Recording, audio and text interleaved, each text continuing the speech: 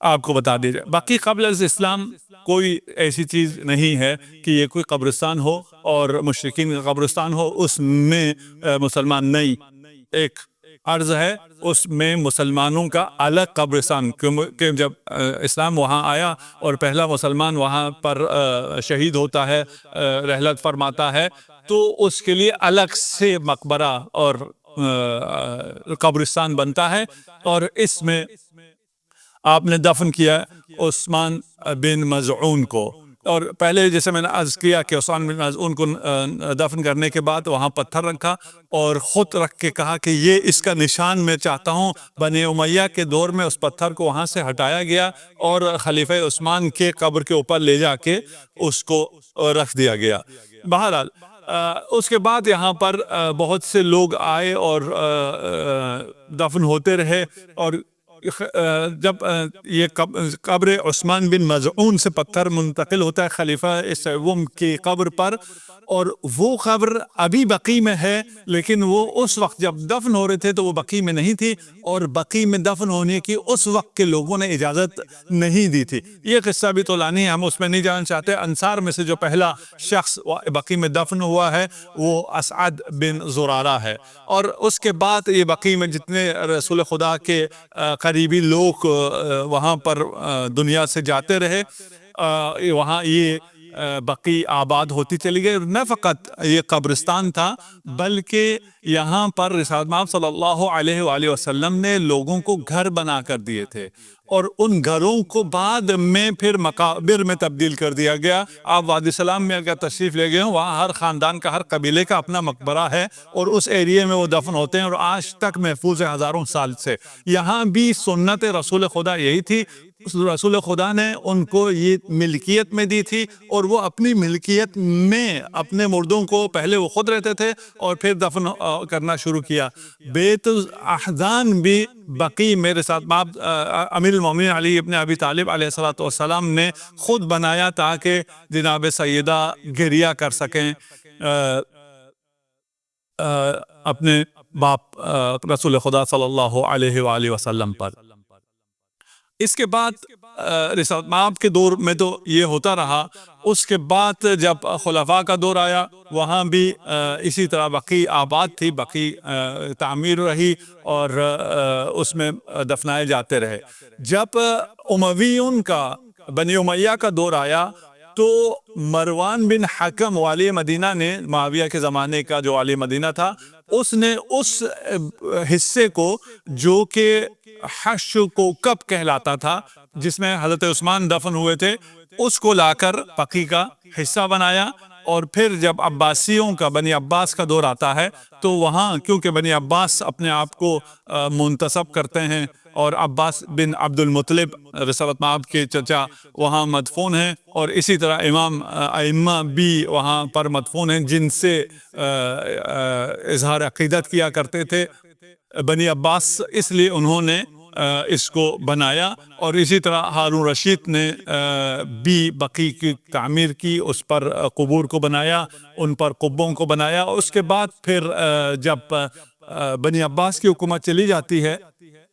اور جب مغل حکمرانوں نے بنی عباس کو ساقط کیا، ان کی دولت، ان کی حکومت ختم ہوئی، تو اس وقت علی خانیوں کی حکومت قائم ہوتی ہے مدینہ میں. انہوں نے بھی اس کو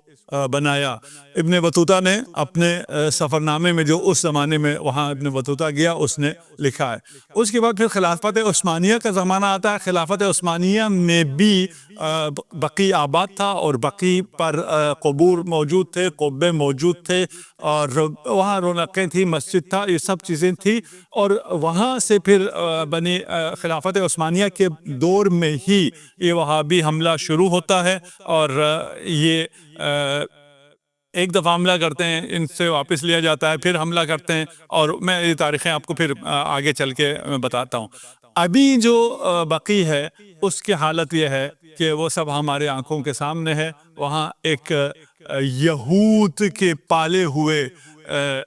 لوگ جو آل سعود نہیں ہیں آل یہود ہیں، اور ان کی عمر بھی ابھی الحمدللہ ختم ہو چکی ہے اپنے کرتوتوں کی وجہ سے، اپنے اعمال کی وجہ سے یہ لوگ نیست و نابود ہونے والے ہیں۔ انہوں نے جو ستم کیا اسی کا ہم احتجاج کرنے کے لیے آج یہاں پر جمع ہیں، اور خدا ہماری اس عبادت کو انشاءاللہ اپنی بارگاہ میں قبول و منظور کرے۔ اچھا، جیسے ہم عرض کر رہے ہیں کہ پہلے کیا تھا، بقی پہلے بقی آباد تھا اور گنبد تھے۔ ابھی کچھ تصویریں وغیرہ ہیں جو آپ کی ہیں، اور تاریخی کتابوں میں بھی بہت ہے، وقت تھوڑا کم ہے، میں نے بہت سی چیزیں یہاں نوٹ کی بھی ہیں، ان کو میں ابھی سکپ کر رہا ہوں، آپ کی خدمت میں نہیں پڑھوں گا، شاید آپ تھک جائیں۔ یہاں پر یہ عرض کر دوں کہ کون کون بقی میں دفن ہیں، اگر ہمیں یہ پتہ کرنا ہے، اور الحمدللہ ہمارے جو آپ لوگ بیٹھے ہیں آپ کو معلوم ہے، لیکن جن لوگوں تک یہ جائے گی، اس تعداد میں اصحاب کہیں بھی جمع نہیں ہیں جتنے بقی کے اندر جمع ہیں۔ 10,000 اصحاب بقی کے اندر ہیں۔ اس کے علاوہ ائمہ اہل بیت میں سے 4 ائمہ میں ان کا بھی ذکر کروں گا، اور اولاد نبی میں سے حضرت ابراہیم وہاں دفن ہیں، اور تمام زوجات حضرت خدیجہ کے علاوہ تمام زوجات بھی وہیں دفن ہیں، اور ایک احتمال یہ ہے کہ جناب فاطمہ الزہرا سلام اللہ علیہا بھی وہاں دفن ہیں، اور جناب محسن علیہ السلام وہ بھی اسی بقی میں دفن ہیں، لیکن اس کا ابھی ہمیں نشان، ان دونوں قبروں کا نشان نہیں ہے۔ آپ جب بقی میں داخل ہوں تو بقی میں پابرہنہ اور خضوع اور خشوع کے ساتھ داخل ہونا چاہیے۔ جیسے ہی آپ داخل ہوتے ہیں تو آپ کے رائٹ ہینڈ پر وہ مقبرہ آتا ہے جہاں ائمہ اربعہ ہمارے 4 امام معصوم امام دفن ہیں، اور ایک ہی ایریے میں ہیں، اور اس کے اوپر ایک ہی قبہ ہوا کرتا تھا، ایک ہی زری ہوا کرتی تھی۔ جس طرح ابھی آپ اگر کربلا گئے ہیں تو اسی ایک زری میں آپ کو امام حسین بھی ملتے ہیں اور علی اصغر بھی ملتے ہیں، اسی طرح ایک ہی زری تھی، اور اس میں امام حسن مجتبی علیہ الصلوۃ والسلام، امام زین العابدین علیہ الصلوۃ والسلام، امام محمد باقر علیہ الصلوۃ والسلام، امام جعفر صادق علیہ الصلوۃ والسلام، صلوات پڑھ دیجیے محمد و آل محمد، اللہم صل علی محمد و آل محمد۔ ایک ہی قبر میں اور ایک ہی زری میں یہ چاروں قبریں ہوا کرتی تھی، ان کے اوپر ایک ہی گنبد ہوا کرتا تھا، اور اسی ایریے میں عباس بن عبد المطلب بھی مدفون ہیں۔ جناب فاطمہ الزہرا سلام اللہ علیہا احتمال ہے کہ ان کی قبر بھی وہیں پر ہوگی۔ جب آپ وہاں پہنچتے ہیں تو اس میں آپ کے سامنے آپ کے بائیں ہاتھ پر قبر ہے مادر امیر المؤمنین فاطمہ بنت الاسد کی۔ جناب فاطمہ الزہرا سلام اللہ علیہا احتمال ہے کہ ان کی قبر بھی وہیں پر ہوگی۔ جب آپ وہاں پہنچتے ہیں تو اس میں آپ کے سامنے آپ کے بائیں ہاتھ پر قبر ہے مادر امیر المؤمنین فاطمہ بنت الاسد کی۔